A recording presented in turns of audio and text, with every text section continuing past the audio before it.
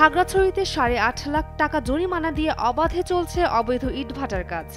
অবৈধ ইটভাটা বন্ধে 5 জানুয়ারি 3 পার্বত্য জেলা প্রশাসকদের 1 সপ্তাহের মধ্যে পদক্ষেপ নেয়ার আদেশ দেন হাইকোর্ট।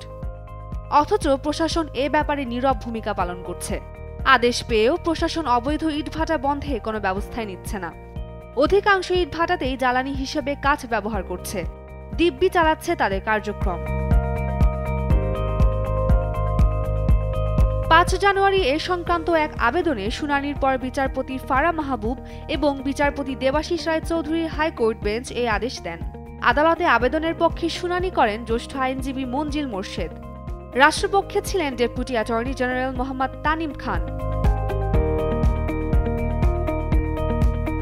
এর আগে গত বছরের 23 ডিসেম্বর পরিবেশ মন্ত্রণালয় ও উচ্চ আদালতের এবং জেলা প্রশাসকের নির্দেশনায় খাগড়াছড়ি সদর, পানছড়ি, দীঘিনালা, মাটিরাঙ্গা, রামগড়, মানিকছড়ি ও গুইমারা উপজেলায় নির্বাহী কর্মকর্তা, বন বিভাগ, পুলিশ ও ফায়ার সার্ভিস যৌথভাবে এই অভিযান পরিচালনা করে। অভিযানে 15 ইটভাটায় 8.5 লাখ টাকা জরিমানা ও ভাটার চুল্লি নিভিয়ে দেয়া হয়।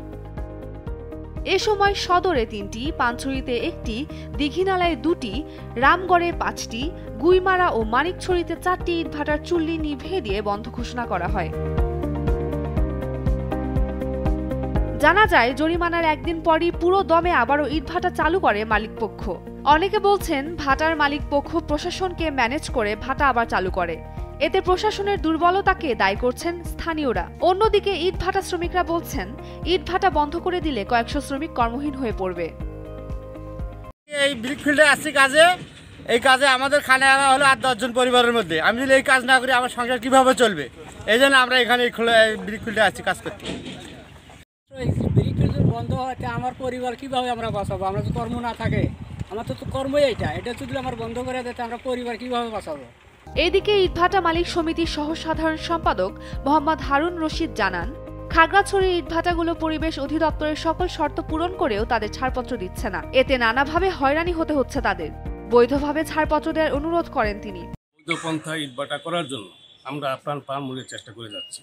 সরকার মহোদয়কে আমরা অনুরোধ করবো, আমাদেরকে যেন যেভাবে হোক আমাদেরকে বৈধ পন্থা ইটভাটার অনুমতি দেয়। আর এমতো অবস্থা যদি ইটভাটা আমাদের বন্ধ করে দেওয়া হয়, তাহলে উন্নয়নমূলক কাজ আমাদের এখানে একদম শূন্য কোটায় নেমে আসবে।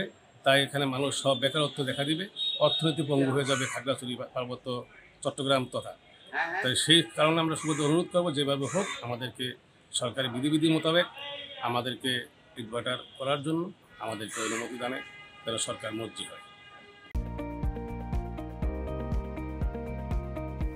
উম্মের রুম্মান ক্রান্তি, ডেইলি সান।